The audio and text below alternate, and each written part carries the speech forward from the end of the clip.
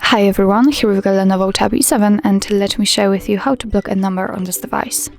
So firstly we have to find and open the phone dialer. Let's tap on it and choose this three-dot icon in the right upper corner. Let's tap on the settings and here we've got call blocking, so simply tap on it.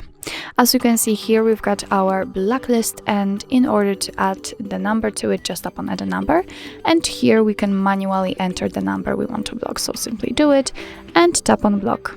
As you can see, it immediately appears on our blacklist, so from now on you won't receive any incoming calls or text messages from blocked numbers. If you'd like to unblock it, just tap on this X button right next to it and tap on unblocked in order to confirm, and as you can see it immediately disappears. So actually that's all. This is how to block a number in your LENOVO Tab E7. Thank you so much for watching. I hope that this video was helpful, and if it was, please hit the subscribe button and leave the thumbs up.